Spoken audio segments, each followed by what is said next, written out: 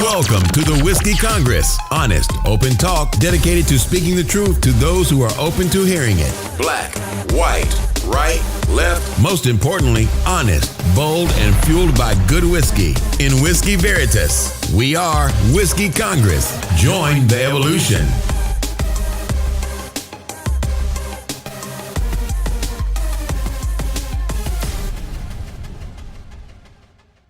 Welcome back to Whiskey Congress. Thank you for joining us. Something, Steve, I think we've not done enough of is talk about whiskey.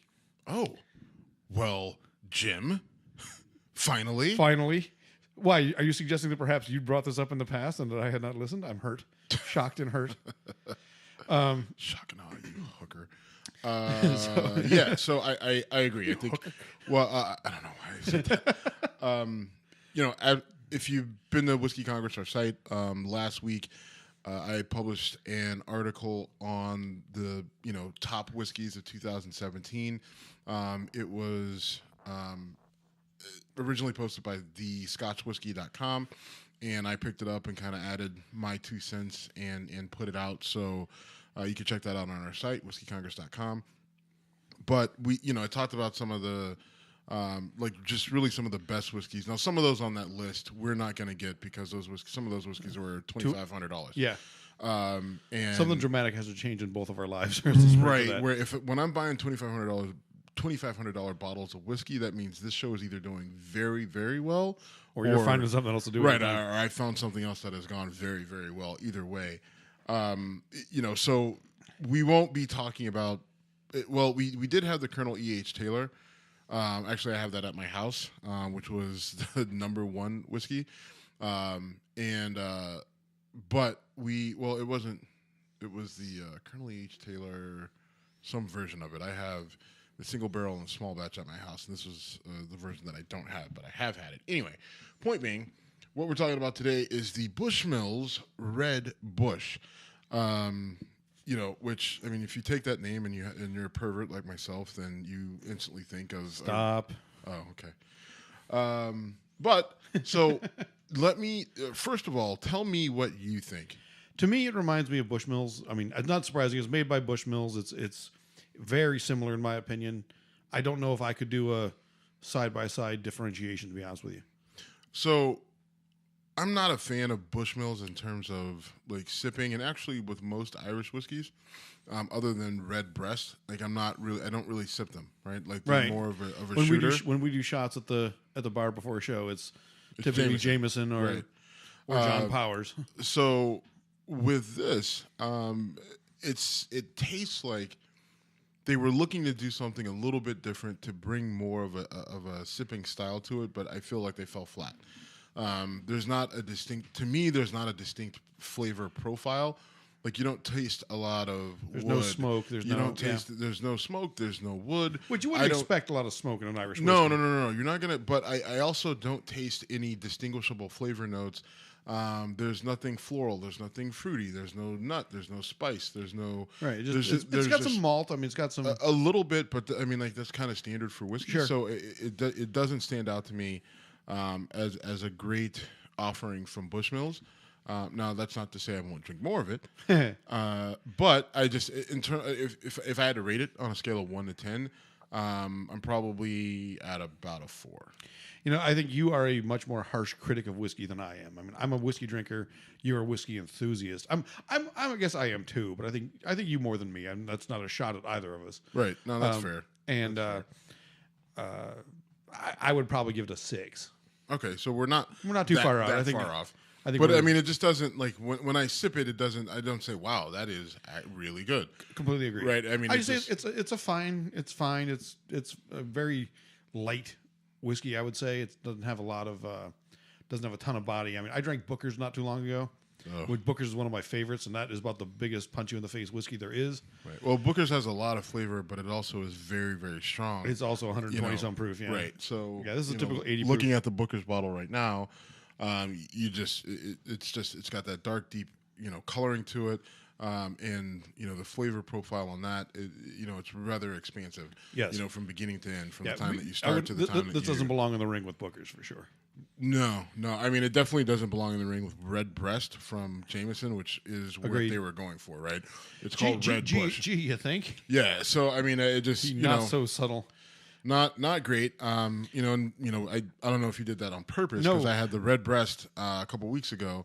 And I sort had of. the 15, Sort of. which was really good. So this came about because I was going to buy some whiskey for the show today, and I actually bought a couple. So next week we'll try a different one and review it. Now we'll save that for the next show. But I tried to buy 3 that we had never had before, and one of them I told you about. And you said I've had it, and you've had it with me. Right. And then you described the bottle, and I went, I don't remember what the bottle looked like. We got here, we're like, yeah, this is the bottle I just told you about. And you were right. That was Larceny bourbon. So we'll drink that. So it's good stuff. Now that you remind me. But all right. So whiskey talk, fun. Check. Let's talk some politics. We were asked to lighten it up, so we'll talk about. We're gonna do our thing. We're also trying to throw in some more fun light stuff. I think a better way to talk about that is we take feedback from listeners on social media. We take it seriously. We obviously we both have busy schedules, so the show is something that we try to dedicate as much time to as possible, but we're limited in just the scope of life. Right. So we should also say we're drinking Deschutes IPA to go along with it, which I think is very nice. Well, now that is really good. But so the one thing, in the feedback was, bringing a little bit more levity to the show, and which I think we have fun. But I realize, like with some of the topics we talk about, we hit people over the head with, Donald Trump and the severity and the impact and the seriousness, and so we do want to break the show up, bring in a little lighter material, have some conversations that aren't so life and death. And so, we're going to work on that overall. We're still working on the idea of, are we going to do distinct segments? Are we going to, in which I would like to do just from my nature of organization, Jim is, headbutting me on that, but a little peek behind the curtain. Let's air the dirty laundry right here. Yeah, Thanks, well, man. no. I can be like well, that. But I mean, there's something to what you're saying because it's a podcast. It's a free form of discussion. We're not limited by commercial breaks and sponsors and radio stations and all that other stuff saying you got to stop hard break now. So why disrupt that? But I think a little, some people will have a little bit more OCD and, they're listening and kind of like a little bit more organization. So that's something that we got to balance out. But one look around my house, I do not have OCD. You do not. You do not have OCD. All right. So, all right. We got to talk politics a bit, though. We got to talk about what went on this week because this week, one of the, every week we're pretty much saying like, wow, all this happened in this amount of time. We used to struggle for topics, and now we struggle to, remember what happened last. But the big thing this week was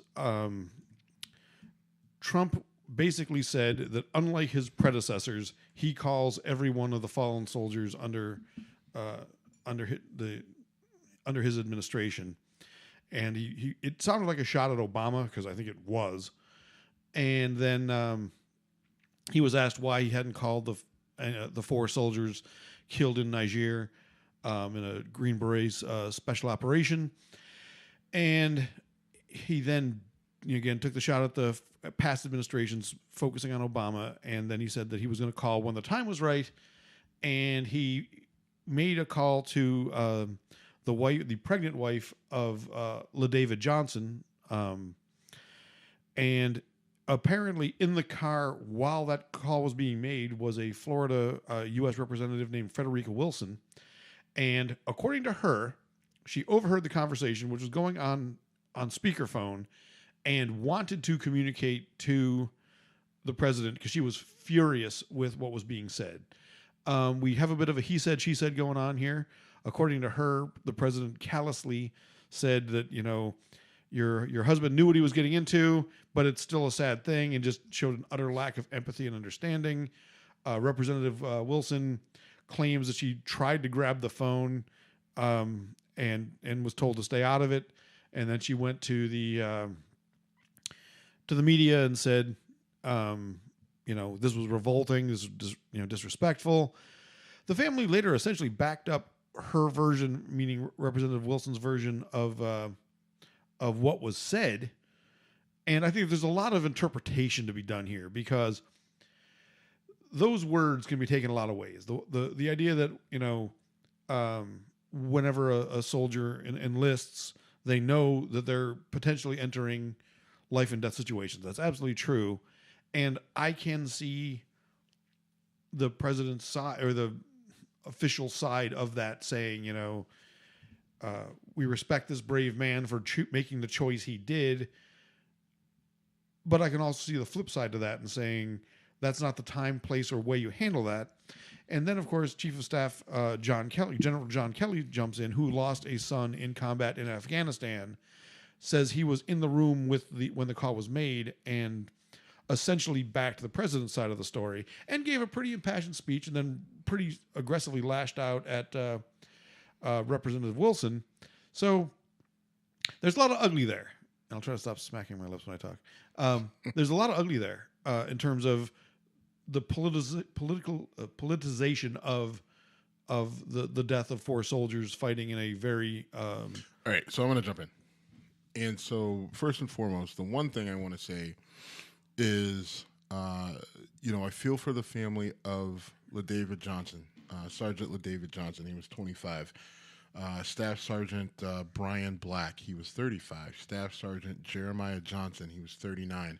Staff Sergeant Dustin Wright, he was 29. Those were the 4 soldiers that died in that attack on October 4th. And Trump had to make calls to them. And, you feel for those families. And now they're a part of... there's 4 more Gold Star families, which unfortunately, it's an honorable title, but I mean, just under horrific conditions. So, sure. Our thoughts and prayers and our hearts go out to those families. Getting to this situation, me, and this sort of stuff really frustrates me because to me, this is such a non-story in the fact that Trump said what he said. He didn't articulate it well. That shouldn't be a surprise to anybody. He's not articulate to begin with. He hasn't empathized with anything or anybody well for the last 2 years. And by that you mean the last 74 years? Well, I mean, what I'm saying. Who he is. It hasn't mattered prior to the last 2 years. But this to me is something that I people are using this, and here's the thing: if that's exactly what he said, and it seems like he said something along the lines of, he knew what he was getting into, but it's still sad. And the mother claims that Trump didn't know her husband's name, or the wife. What? The wife. I think both were in the car. He had called the wife, correct, who was pregnant, and they had 2 other kids, and she was pretty broken up about it, and he didn't, the president didn't know my husband's name, and it's a very sad situation. And this is, I'm not excusing it, but he didn't communicate well. He doesn't communicate well, right? And to me, this is like it's I think it's a bad move on the Congresswoman to put this out there. Because now you're putting that woman who lost her husband and those kids who lost their father. Now they have to deal with the fact that he's gone. Then they have to deal with the fact that they got this shitty call from the president, and now it's in the media. Now people are calling them and asking him about it. Right? Like, you didn't do anything. Like, you didn't advance your position. Like, okay, so you confirmed that Trump is a shitty communicator. Congratulations. Now, listen, I can't stand Frederika. To me, like, first of all, she wears that fucking ridiculous cowboy hat. Have you seen it? I have. I was going to bring this up. Okay, she wears, like, before you and I were doing the show, I saw her, right, in a picture, right, like standing next to Obama. And on social media, like, I circled it and said, who the fuck is this? right? Like, who the fuck let this woman on in public with this fucking cowboy hat on? Like, she looks like a fucking caricature. Like, you are a representative of the United States government. You're a representative of your state. Like, you are a civil servant. You're an official, and you are making a clown out of yourself with that goddamn hat on, right? I mean, like, she just looks like a fucking fool. And I mean, to me, that's like I get frustrated because the people who I think about when I think about leaders for Black Americans and for Americans as a whole, but especially for Black Americans, you look at Malcolm X, you look at Martin Luther King, you look at how they dressed and how they talked, right? It just they wore the uniform of the people that they were fighting, right? They said, "All right, like I'm going to wear a tie. Right, I'm not gonna distract you with bullshit. I'm gonna you're not gonna look at me and say, well, you're wearing something different. No, I'm gonna take that off the table." Right, you're gonna have to pay attention to what I'm saying. You're gonna have to pay attention to the ideas that I'm putting forward. She has nothing to fucking say, so she wears this fucking cowboy hat, and then she pulls this shit out of her ass. Oh, the Trump said something and it wasn't nice.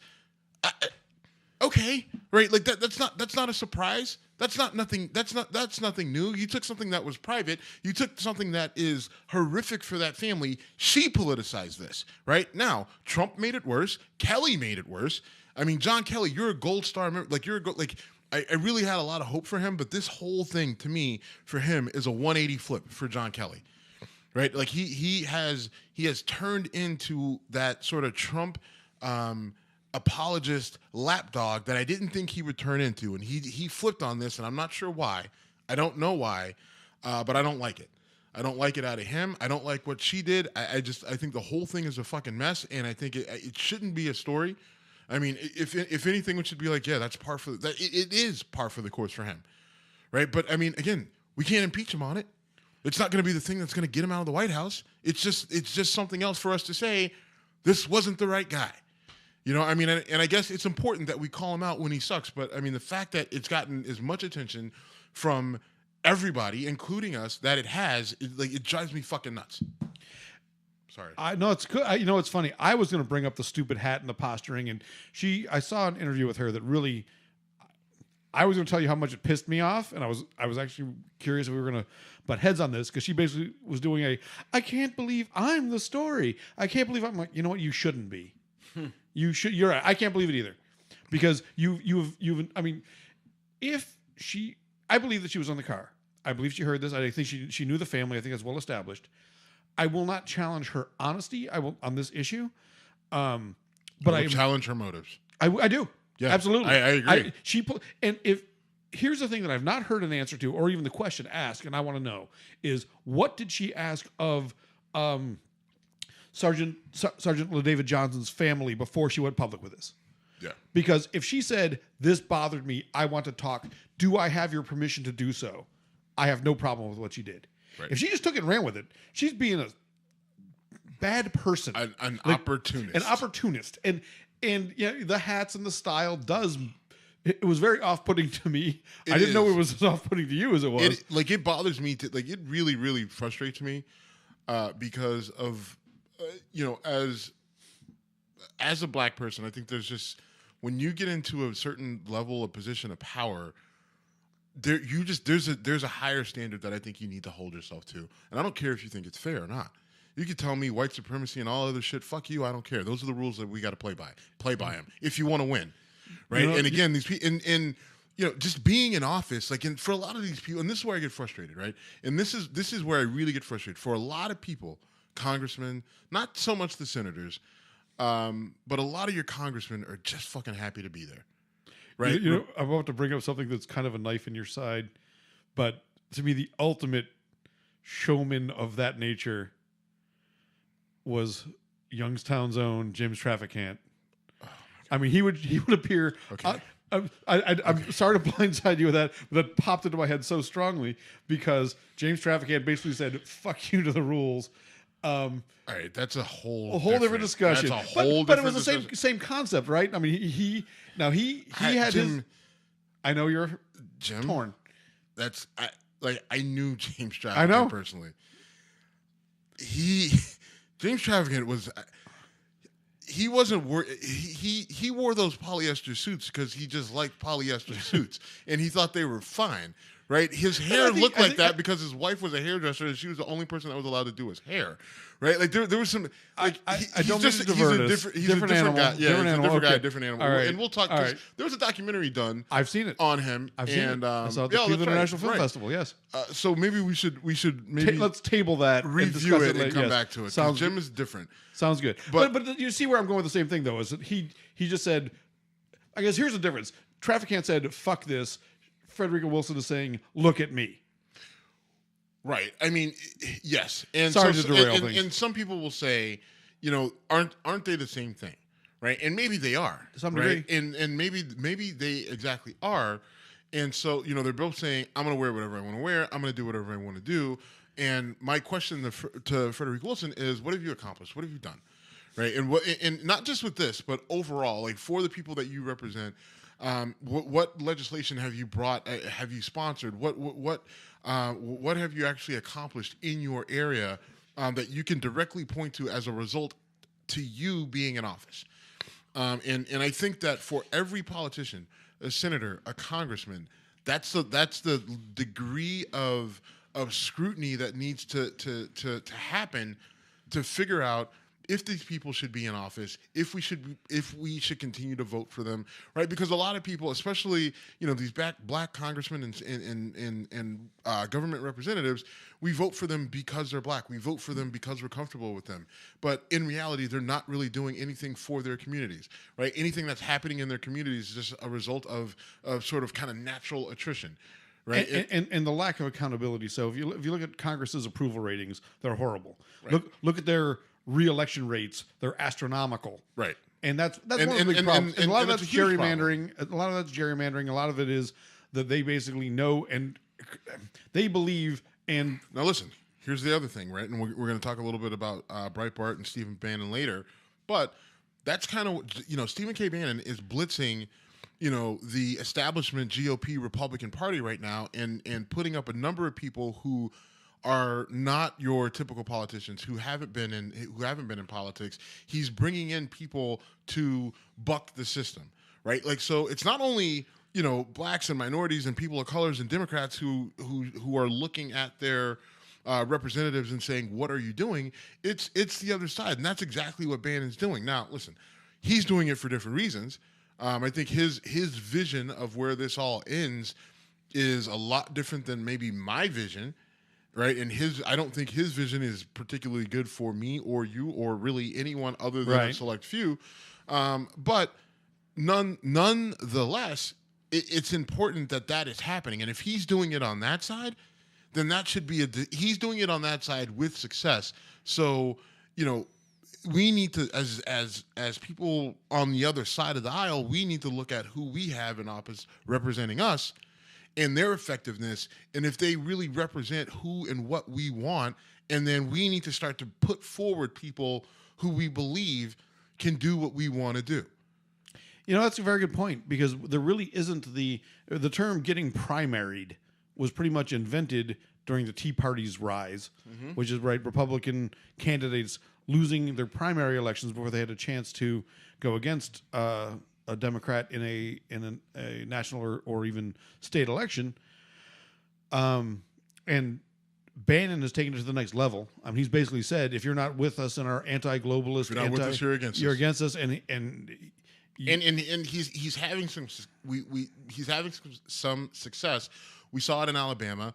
There's the Senate seat that's been left open by Jeff Sessions. Jeffrey Beauregard Sessions. You love saying that so much. Who's now and every time I write about him on our website, I spell it out out of respect for you, man. By the way, in the title, when you do that, just take his middle name out. I did. It's so fucking long. Stop it. No. I'm just saying because his middle name is so long. Beauregard. Jefferson, by the way, not Jeffrey. Yes, Jefferson. Right. It's ridiculous. I actually wrote Jeffrey. I'm like, no, it's not even Jeffrey. No, it's Jefferson. Right. Like, my God. Luther Strange was the candidate that was kind of picked by Mitch McConnell and your establishment Republicans and GOP. Was supported by, eventually ended up getting support from Donald Trump, and big. Yes. Big Luther. Well, I was trying to make sure I was Right, kind of laying it out right. So you have Roy Moore, who is a judge or a former judge, and Roy Moore was famous because he was the judge in Alabama who wouldn't take down the 10 Commandments from in front of his courthouse, and he got challenged by the ACLU, and they said that's separation of church and state, right. and he refused to take it down, so he had to eventually step down as judge. So Roy Moore ran against Luther Strange. Luther Strange had the support of the establishment and the president, and Roy Moore ends up beating Luther Strange because Stephen Bannon said Luther Strange is an establishment guy picked by Mitch McConnell, who's an establishment guy. So we're going to go with this Roy Moore who has this nonprofit agency that promotes Christian values all across the country, which means, they're anti-abortion, anti-black, or, whatever, allegedly. They'll never say that. Right, yes. They'll never say it, but everything they do is to undermine and undercut any advancement of black people in the country. So, I don't know. But that being said, you have Roy Moore ends up getting the support from Stephen Bannon, and he wins. He wins, pretty substantially. And he's pushing forward now. He's facing that was the primary, and then Trump immediately backed off the fact that he supported Luther Strange and said, jumped on. "I'm thrilled with this." Yep. Yeah, sure you are there, Donnie. Right, and I think he is now. Now some would argue that Trump did this on purpose. He felt that he had to support a guy that he knew was going to lose, so he could say, "Hey, look, I supported your guy. He lost, so." Now that discredits what you're doing, and so now I can support because it doesn't. Don't know if I buy that, but okay. Here's the thing. I buy it because Bannon really pushed Roy Moore, and I could easily see Bannon saying, "Listen, this is what you got to do." Okay. All right. This is what you got to do. He's gonna. I hate to sound that easily convinced, but that. You just jumped the hurdle that I was going to go with those. I don't see Trump thinking 3 chess moves ahead, but I see Bannon doing 4. Yes. And I believe that's what happened. I think he said, you need to support him. He's going to lose. When he loses, that gives you the ability to say, I no longer have to align myself with Mitch McConnell because he has aligned himself with losers. I don't align with losers. When I did, I lost. So I'm going to go with winners. And then you're going to see him start to support these radical candidates like Roy Moore, who's trying to have, the 10 Commandments in front of a courthouse, which on its face isn't that big of a deal, but the ACLU made it a big deal, and then he made it an even bigger deal by saying he wasn't going to step down. And he's the type of candidate that they're looking for to get their agenda and their legislation through. And so now Trump can say, listen, Mitch, I did your thing. You made me look bad, so I'm going to do my own thing now. That's what I think. Wow. All right, so one of the reasons I love doing the show with you is we talk about stuff and just flat out say it, and we don't rehearse anything. And you've got my head spinning on that because I can see those chess pieces falling into place, and that makes perfect sense. Right. I mean, and again, if you had told me this was Trump's strategy or McConnell's strategy, I would say yawn. I've seen those guys strategize in the past. But Stephen K. Bannon, for whatever you want. Now I'm saying Stephen K. Bannon. I say Steve Bannon. You always do that. I don't know why. You always do that. You always always do that. I don't know. You always say Jefferson Beauregard Sessions. You never said just Jeff Sessions, and you always say Stephen K. Bannon. And now I'm doing it. His mama named him Stephen K. I'm gonna call him Stephen K. I don't think. What is his actual middle name? Do you know? I don't. I don't know. I'm assuming it's Kevin. I'm assuming it's Night of the Dark, whatever. God, he looks awful, by the way. He does look like shit. But there's no denying he is a brilliant strategist. Yes, and he is made Shinola out of shit a lot of times. And now you really have me thinking that maybe his departure from the White House, while a little bit. Listen, what did I say when we talked about it? I said this could go one of two ways. He could either mount an all-out assault against Trump because he's bitter and angry, or he could say, you know what, I can do you more good outside than I can on the inside. And I'm not going to lie, when we talked about that, I thought there's no way he can do more for their cause outside, and I'm definitely rethinking that right now. Listen, I when the election was going down, and you know, you have the campaigns and everything else. Everybody's looking at polls. Everyone's looking at polls. Everyone's listening to the media. And for some reason, I just said something about this doesn't feel right. There was something in the air that led me to believe that there was more of a challenge to Hillary than, and part of it was just my paranoia that, you know, white people were pissed about Obama in general for a multiple different reasons. Some of it was race, some of it was actual policy based, some of it was just, I don't know, like I'm not in a place where I should be. I thought that, you know, Obama was going to be the great healer, the you know, just make everything great. And then he didn't, and now I'm pissed, so it's his fault. And then I want nothing to do with him. So, you know, people were pushing away from him, whatever their reason was. It was out there, right? And, you know, we talk about the comment section in social media, and you go to Breitbart, and you go to these conservative sites, and you look at their comment section, which is pretty much a cesspool. But let me tell you, there are a lot of people there are more people who get in those comment sections. I mean, some of those comment sections go on for hundreds and hundreds of different comments. Some of them short and petty and stupid, some of them long and drawn out. But there's a lot of information in those comments that tells you a lot of what people are thinking, right? Because they have no filter, right? They have no filter. They are hidden. They can say whatever they want to say, right? Some of them are trolls, right? Like just assholes who want to get people pissed off, but there's a lot of truth in there.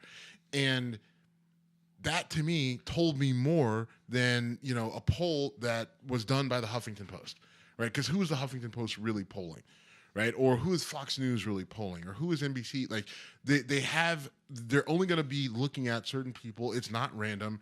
There's too many variables in there that don't tell me the right information from polling. I'm sorry, there's just not. And so for me, it made sense that, you know, what I was seeing, you know, in these different comment sections on social media was translating to votes, and it did. And just today, I'm listening to Breitbart again, right? I mean, it's just like, and you have to listen to those guys because it's the only way you can begin to make sense of why they're doing what they're doing. I don't criticize you for listening. You criticize me for listening, but because you get so into it. I do. I worry that you're going to stroke out. You're not going to have a co-host, right? I mean, like I worry that you're going to fucking drive off the road in a fit of rage while you're screaming at your radio, and then you could just end up going off the 480 bridge. But I'm listening today, and Bannon comes flat out and he says, you know, a caller said, "Oh, Stephen, we're so excited about what you're doing. You know, this movement is really all because of you and Breitbart and everything that you're doing. We really appreciate it." And he said, "Thank you." And our entire platform and our entire game plan was mapped out on two things: what our callers told us and the comments on Breitbart.com. And I believe that. I believe that about 90% because I think a lot of it, I think they looked at it and they realized that they were getting a lot of information and a lot of feedback. They took that data, right? Because everything is data driven. Yeah. You know, I mean, you know, guys we've talked to about helping, you know, push our show out there, they tell us everything is about data and information. So they looked at that and they said, while everybody is looking at this as a bunch of racist assholes, you know, just saying whatever they want to say, you know, behind a keyboard, they took that and said, we're going to use that as data. We're going to turn that into a platform, and then we're going to see how successful we can be, right? Because they started out as a small outfit, and then now they've turned into a juggernaut. And they weren't going to lose anything by doing what they did. But what they did, they've not only turned Breitbart into Breitbart now has White House press credentials, right? They never had that before. And so now they're in the White House. Stephen Bannon was influencing the president, and now they're literally. I think that his goal is to form a third party separate from the Republicans, separate from the Democrats, not independent, but a third party called whatever, the Breitbart Party, and they feel that they have enough people who think homogeneously to control the entire narrative, to control the entire political spectrum. And I'm not 100% that he's wrong. I'm not 100% sure that he's wrong. I mean, betting against Steve Bannon is a dangerous game because I'm not a fan. Obviously, I've been pretty clear on that, and you have as well. But he's a smart guy. And when we've criticized both, politicians on both the right and the left, and said some of these folks just aren't as smart. I mean, we may and this you said it first, that we tend to think, oh, if you're a congressperson or congressman, congresswoman, or a senator, you're a smart person. And they've proven time and again that they're not. Right. Not only are they not smart, they're also very driven by self-preservation of their office. Right. And if their only goal is to get reelected and not do good things, we've butted heads on the whole, here's what they should do, and then here's what they're going to do discussion. And Bannon is literally playing a game that he has nothing to lose in. He's got his venue, he's got his rabid supporters, and Bannon also already has a truckload of money. Right. He already has. If he has to go live in his cabin in rural wherever, and I was going to say something stupid, I stopped myself. See, I stopped myself. Look at you. Look at me being maturing, growing right in front of my eyes. In my 40s, finally maturing to the point where I don't have to throw some gross reference on what Stephen King Bannon could do in a cabin by himself. Or did I? Didn't Scaramucci already say it? Yeah, he did. Yeah, you don't need porn when you got yourself, and you're flexible enough. Well done, by the way, on you, sir. On you. But awful. What I will say is, I want to. When I talk about these, our public officials and say, I do believe that a lot of them just there's smart ones out there. There are some very smart ones out there, and you listen to some of them, like especially those that are right now putting their nose to the grindstone to figure out a tax plan. You listen to some of them talk. Obviously, they have a pretty strong finance background. They understand the implications of what they're doing, and a lot of the work that they do is very complex. I'm not denying that there are some very intelligent, capable people in high level government positions, but at the same time, there are some dolts, just complete morons. That when I listen to them talk, it's just like you have no idea what you're talking about. Someone literally wrote it down on a piece of paper, told you to memorize it. You memorized it on the ride over, and now you have no. If anyone asked you a question. Actually, a follow-up question on this, you would literally probably shit yourself. So, that's the frustrating part, because there's a lot. I feel that there are a lot more of those individuals in Congress, in the Senate, than there are of those who can actually, crunch numbers and get things done in a way that can have a positive impact. Did you see any of Jeff Sessions versus Al Franken? I wrote about it on our website. I didn't see it when it happened. All right. I'm going to not talk about it, just direct you to our website, whiskeycongress.com. And I included the YouTube link of that conversation. Yes. Amazing how smart Al Franken is and how deflecting Jefferson Beauregard Sessions can be. Yeah. Well, and again, I don't want to derail the conversation. Yeah, I mean, not surprising. Sessions knows that he's in a compromised position right now, right? He knows he's in danger. Yeah, and so he's playing defense, and he's using his past and present positions to deflect a lot of it. Yep. But I think he's got a team of people right now trying to figure out, like, okay, where are the holes? Let's plug them, and how are we gonna fight this and come out on the right side? I think that is a consistent and constant conversation that's going on his side. And I think he's starting to show. He's been for a while cracking, and I think those cracks are finally starting to show. Now, what does that mean long term? Like, I don't know, because I still think that he ultimately has an agenda. You think? That he wants to get through, and I think to him it's more important that he stays in that position so he can continue to push that agenda forward. Separate, part and parcel of, kind of what is going on in the White House. If he had not recused himself from the Russia investigation, he might have been removed for cause by now. And because he recused himself, and I think it was, to be fair, I think he had to from a legal perspective, but now he's almost made himself untouchable, and the only one who can get him out of there is the president or himself. And he definitely has an agenda. I mean, he's made it clear what his agenda is on legalized pot. He's got agendas on several other issues. Well, I mean, I think Listen, I think he has an agenda that he wants to minimize the advancement of black people. I think it's clear. Look, I mean, you look at what they're doing with the.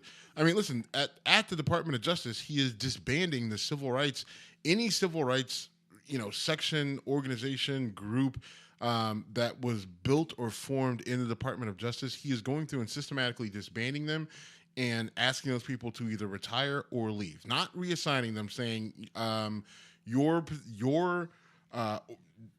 entity within the Department of Justice no longer exists.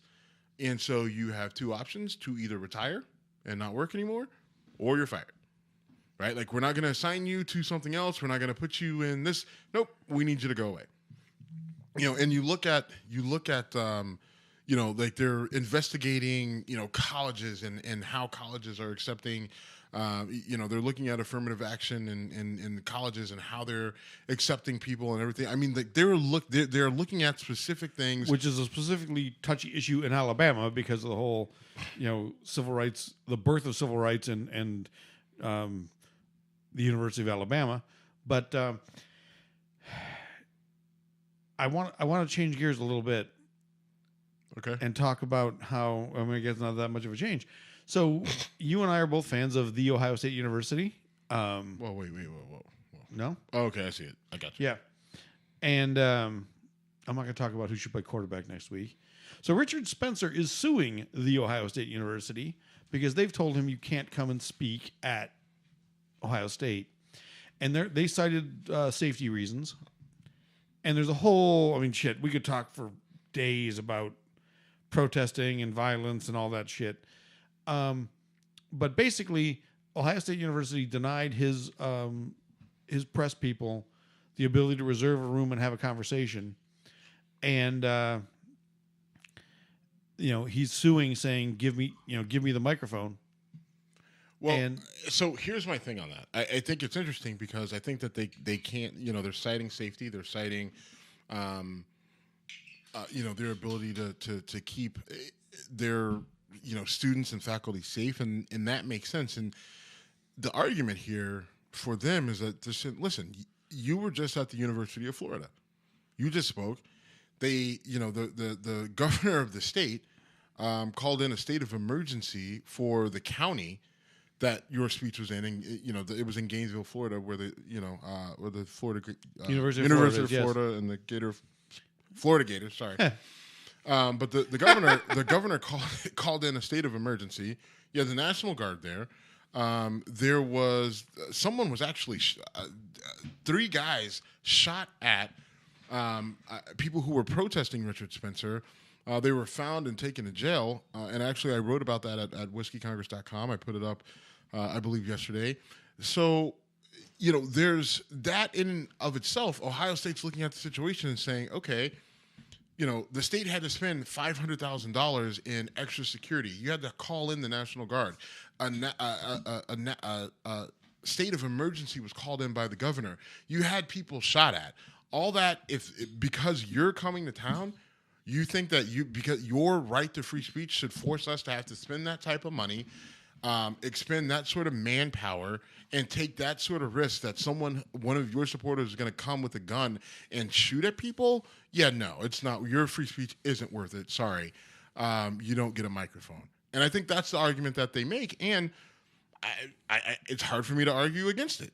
I agree. So we're not saying you can't speak. We're saying we're not going to give you we're not going to incur the expenses to give you that venue just because you think you're, changing the world. Good for you.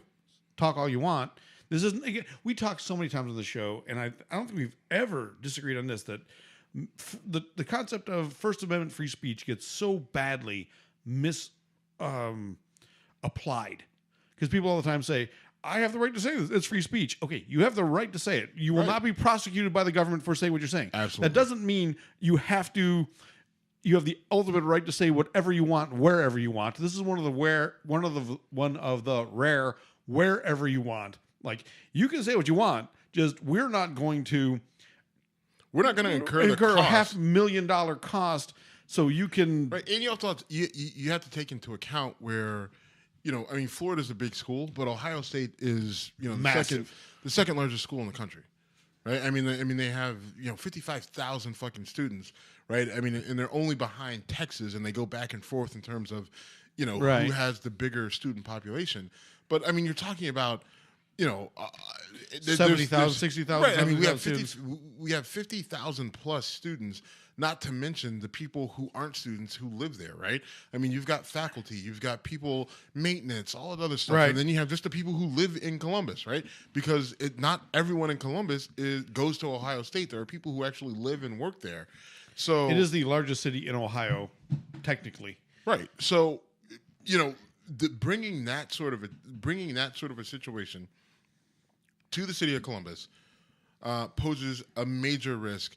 A major safety risk because when there's going to be protesters and there's going to be supporters of Richard Spencer who, by the way, in case just so everyone knows, Richard Spencer is the leader of the alt-right. He's the one who did the Unite the Right, the big rally in Charlottesville, where Heather Heyer ended up being killed by a right-wing white supremacist supporter. He ran her over with his car. There's a lot of drama that goes around. And like I said, just with this thing in Gainesville, 3 guys see people protesting Richard Spencer. So 3 guys in a Jeep pull up and start screaming out, "Hail Hitler." They start doing the Nazi salute. Someone with a baton hits their car. The 3 guys get out of the car and they shoot at a protester. Right now, I don't know if the guy was a bad shot or if he shot in the general direction just to scare him. But either way, they shot. Shots fired. They fired a gun in the general direction of a civilian or a protester, and then they get in their car and they speed off. Someone got their license plate, and the 3 guys were caught. Yeah. And the guy who fired the gun even admitted that he did it to the police. So we'll see where that goes. But if I'm the city of Columbus, or not even if I'm the Ohio State University Administration. Right. If I'm looking at this, I'm saying I'm not dealing with all that. I'm sorry. Like you're not coming, right? Like I don't have to give you a venue to speak, right? Like I mean, this isn't Milo Yiannopoulos. This isn't Bill Maher. This is even if it's them. But there have been violent acts. Well, I guess there were violent acts for those guys too. Yeah, exactly. Right, so I mean, but it's not any different. And just because I'm a state university doesn't mean that anyone who wants to come and talk here can come and talk here.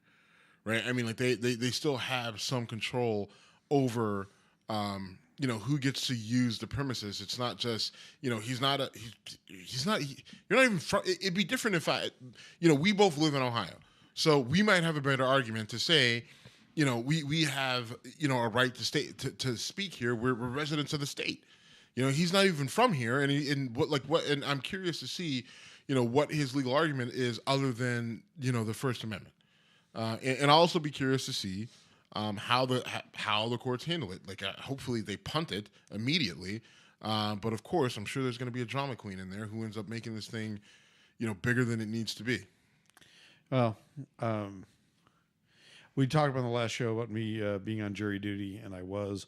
I don't want to talk about it at any length. It ended up being a mistrial, but definitely there is the speed at which the legal system moves is something that I saw up close and personal. And this is something that literally, if the court wants to run the clock out on this, they can.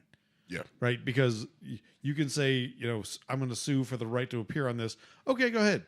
But if your next court date is 3 months from now, we will have gone through 90 days of news cycles before you're back in the front. And I think that's what will happen. That might not be the best thing, but that's realistically what's going to happen probably. Yeah, and I mean, obviously he's doing this to keep himself in the spotlight. Yeah. That's all. No doubt. All right. We said we'd lighten things up. I don't know if this is necessarily light, but it was a weird week at the NFL last week. As a Bills fan, my team was in a bye week. Well, hold on. Before we go where you're going, I want to talk. All right, so we're gonna transition over into the NFL, and I want to talk about the NFL owners and the NFLPA and the players coming together and having a conversation about what they're going to do about the protests of the anthem and just kind of the different issues that they're protesting. All right. And I thought that was very important. I thought it made a lot of sense. And it speaks to what I've been saying all along. It's like, all right, the protests are great, but what are you going to do about it? What are you going to do about it? And so the owners, the NFLPA, which DeMaurice Smith is the head of the NFLPA. He's a black man. He's a black attorney. He's very smart. Sometimes I question some of his moves that he does with the NFLPA, but most of it is kind of worked out. So, okay.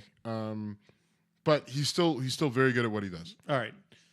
And they all came together and they had these conversations, and that to me was the biggest part of this. But the frustrating thing is, why did it have to wait until now? Right? With everything that happened with Colin Kaepernick last year, these conversations could have happened this offseason. Right? As soon as the season was over, the 2016 season was over, these conversations could have happened where it's just like, you know what? Because, players started this in the preseason of this year. So it had been on their minds. They had been thinking about it. Clear. Yeah, you're right. So why not do this in the offseason and say, all right, let's come together and let's figure out what we're going to do to impact this even more. Because players in the NFL, almost every player that plays any time in the NFL that's on an actual 52-man roster, they almost all have a charity or some sort of cause that they put money into. Right now, it's not out of the goodness of their heart. It's actually a requirement of every team in the league. Right, you have to have some charity or some cause that you either support substantially or that is in your name that you do something with. They all do it. So there's that aspect, and then plenty of guys do things behind the curtains. They don't ask for a lot of attention. Sometimes it gets picked up, other times it doesn't. But they all do.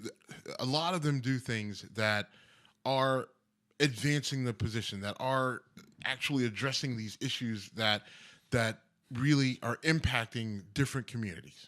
Okay, so, but obviously they felt that they could do more. They felt the league could do more.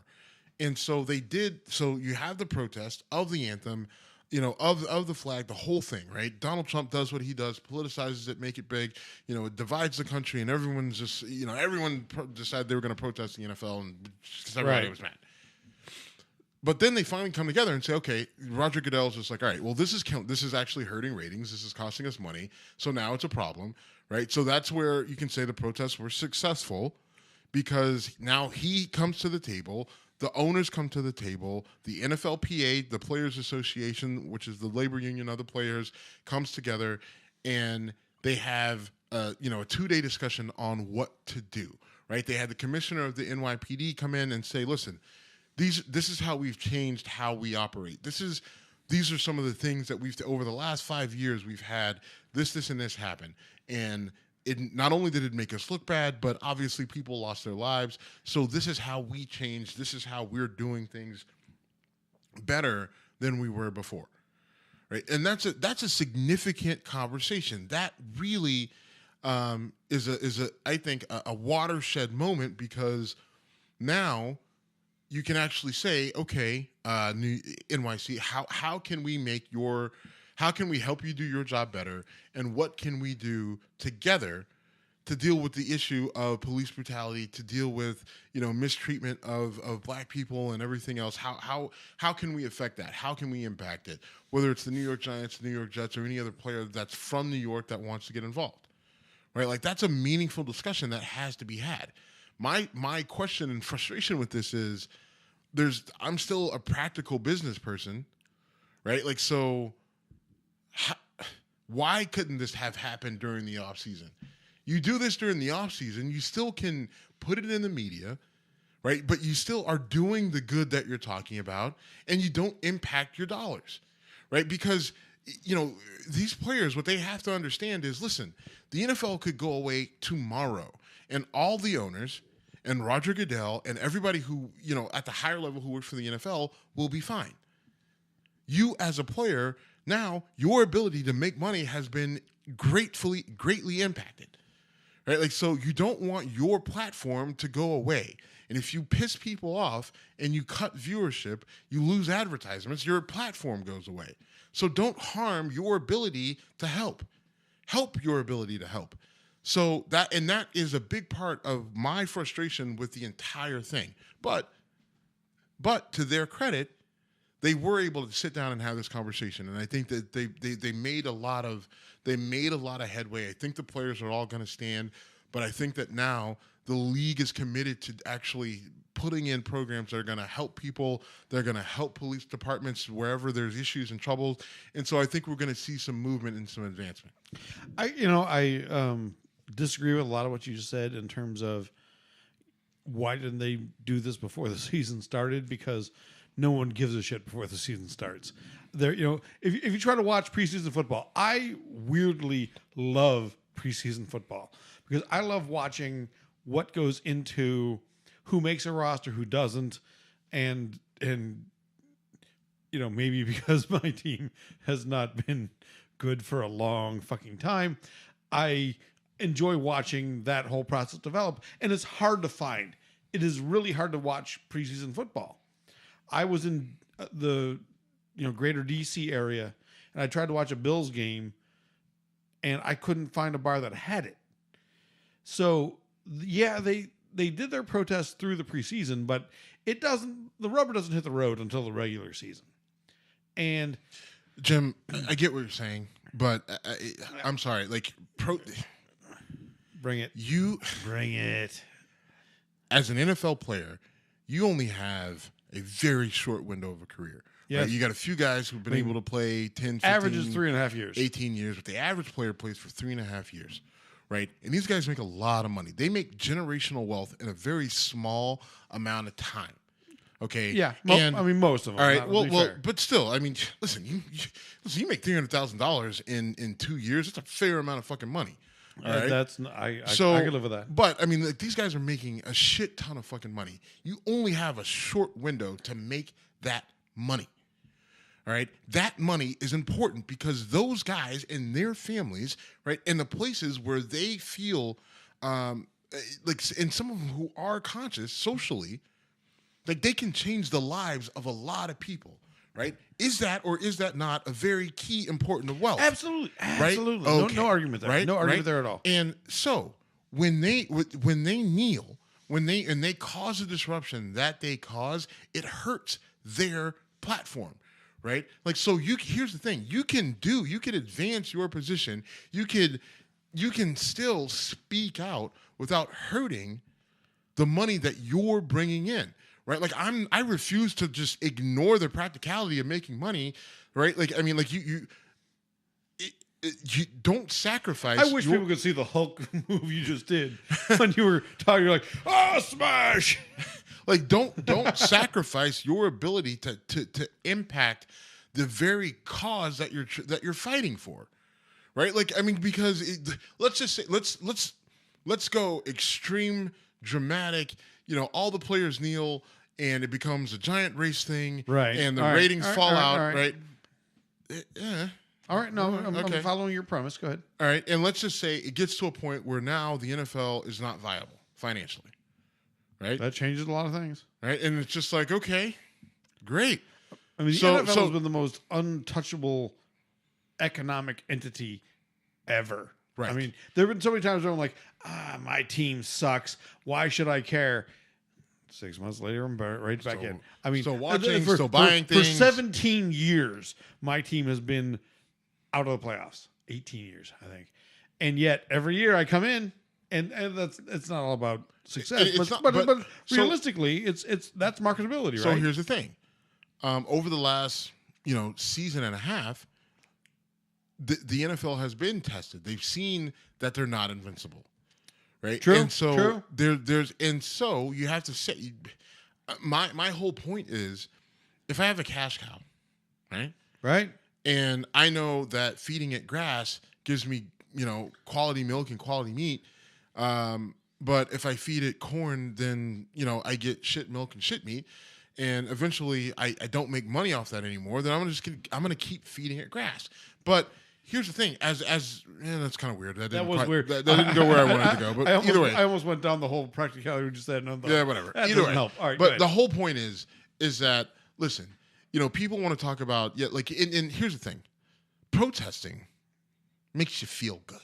Right, everybody who black people. Right, I'm in a cause. I'm a part of the cause.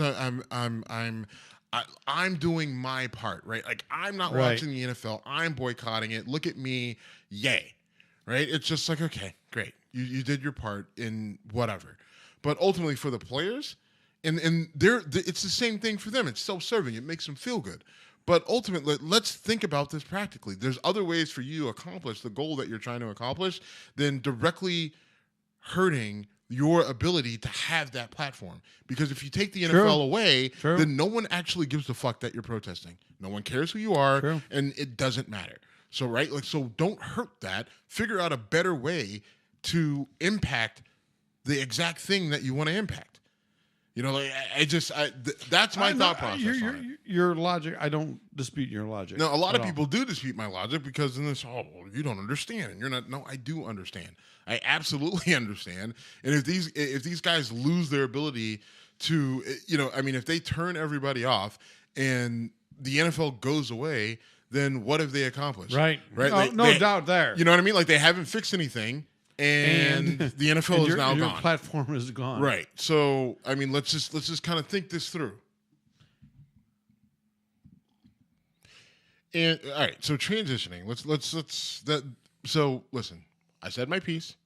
I think ultimately it's worked out okay. They had the conversation. They're going to work on a program. The NBA does a pretty good job. I think the NBA has handled this well. And they have the advantage of kind of following the NFL season. So Adam Silver came out and said, every player is going to stand for the national anthem. There's no debate. That's just what's going to happen. If you do, there's a severe penalty. But if you don't, or if you do something adverse to that, or if you don't stand, there's going to be a severe penalty. But we'll also work with you to do, advertising campaigns, anything that you want to do will help you promote, will help you be involved, and you can use the NBA logo. You can get yourself behind it, and okay, that makes sense. Yep. And so I guess my thing is, why couldn't the NFL have? They could have done the same thing, and really kind of avoid. They could have. They took some financial hits here that they didn't have to take. If you just come to the table and have that conversation like adults, then I think you can solve this problem pretty quickly. But have an adult conversation that's so crazy. But beyond that, transitioning out of that into just the NFL in and of itself, it's been a weird year. If you bet games or pick games or you do fantasy or daily fantasy or whatever, it's just been the Patriots have lost 2 games already. The Jets have won 2 games already. The Jets are actually, tied for the division lead, right? Along with the Bills, right, and the Patriots, actually, that's not true. I think because of the bye week, I think we fell into a whatever. But either way, right? Yes. There's just a lot of weird stuff going on. My Steelers are right where they need to be, head of their division, 4-2. Just defeated the Chiefs. It looked like an unbeatable juggernaut who are now 4-2. Right. So, things are, it's the NFL. And, besides everything that we just talked about, to me, it's still fun. Everybody was boycotting it. I didn't. That was a fun conversation to have with you, by the way, because you were so pissed that you had to do your, I have to do my civic protest duty and give up on something I really enjoy just because, the social justice cause was you can't do this. You were beside yourself. I was, and maybe. Well, yeah, I don't even know how to put it, but the whole point is it's like, listen, I think we're trying to advance. So in order to advance, and I get it. Part of it is sacrifice. Part of it is sacrifice. But it's just like, listen, as a black person, we have fucking sacrificed enough. Right? Like, we have sacrificed enough, and the little shit that gives us pleasure, the idea that we got to give that shit up, right? Because the social justice warriors, who mostly are white and don't understand our fucking cause to begin with, say that we need to give it up. Get the fuck out of here. So anyway, besides tough that, week in the NFL for going on to the NFL, so we had a bunch of major injuries, right? Season-ending Aaron Rodgers, Odell Beckham Jr., J.J. Watt. yeah, Right? And by the way, all three those phenomenal. three guys, you can't watch an NFL game without seeing a commercial for those three guys. Featuring one of them, yeah. Right? Like you're going to see a Papa John's commercial or an insurance commercial with J.J. Watt. You're gonna see a State Farm commercial with Aaron Rodgers. You're going to see a Head and Shoulders commercial with Odell Beckham Jr. Yep. Right? Like I mean, like those three guys are kind of like the spokespeople for the NFL. But what I'll tell you is, well, it sucks, you know, if you're those companies, right? Because you're just like, oh man, our guys are off the field and blah, blah, blah. Right. It's the beauty of the NFL. Next man up. All Next right. man up. All right. Next man up. Listen. I was going to say something different, but go ahead. Well, listen, you still have stars. Kareem Hunt of the Kansas City Chiefs, right? Didn't have a great game against the Steelers, but he's still a very interesting story. Way to sneak that in. Well, okay, but fine. But he's a local guy. He's from the Cleveland area. He played at Toledo, and he's having a breakout year, breakout monster year as a rookie for the Kansas City Chiefs. You're seeing the development of Derek Carr, who was taken by the Raiders in late first round. So right, but a lot of people, they saw his brother. David Carr, and they said, oh, there's no way his brother can be any good. But Derek Carr is taking the steps to becoming an elite quarterback. Now, I hate Aaron Rodgers, right? Yes, I do. You know why? Oh, yeah. Because I love Olivia Munn, and he used to bang right. Olivia Munn, and I'm a bad person, but I dig me some Olivia Munn. Okay, well, I do. So you get mad at everybody that Olivia Munn has dated or banged? Absolutely. Chris Pine, fuck you. I did this in my stand-up act where I have a dream that I'm having sex with Olivia Munn, and then I wake up laughing at myself because there's no way she had sex with the guy who played Captain America, and then a 2-time NFL MVP, and then me. So I acknowledge the absurdity of it, yet I love Olivia Munn. Sorry. Congratulations. Was that too much? Was that too much? Yeah. Probably was. Yeah. Was that the definition of too much? I love Olivia Munn. All right. Anyway. J.J. Watt, Odell Beckham Jr., Aaron Rodgers, they all go down in the same week.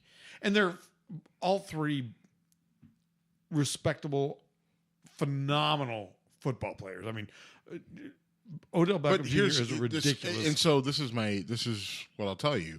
I just derailed the whole thing. I'm sorry. J.J. Watt, his brother T.J. Watt plays for the Steelers and having a pretty good rookie campaign. Odell Beckham Jr. is a really good receiver, but again, the Steelers have Antonio Brown. So all right, so this is all the Steve. Aaron Rodgers. I'm about to call you out on something. Aaron Rodgers goes down, but all of a sudden Ben Roethlisberger is playing a lot better. You are such a self-serving jerk. But wow. All right. So for all your NFL needs, you just need to come to the Steelers as a fan. All right. This program has been interrupted by everyone who is not Steve. No. We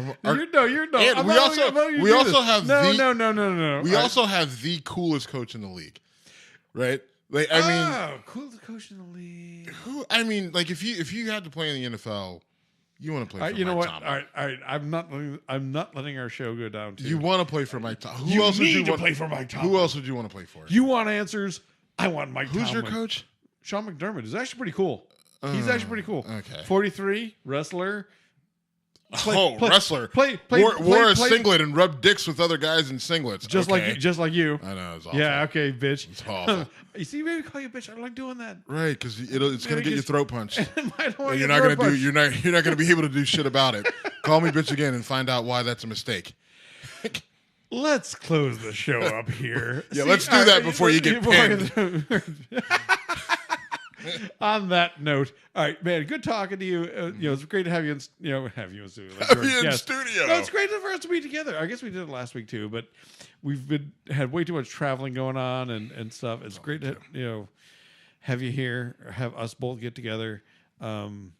We've had some good whiskey today. Go ahead. Do you want me to play some Kenny G to play us out? No, I do not want that at all. All right, Steven, we are out. Yeah, it is an inside joke. All right, thank you for listening to Whiskey Congress. We are Whiskey Congress on... Massachusetts beats Georgia Southern. UMass got to win on the board. On that note, we are out. Thank you very much, Steven.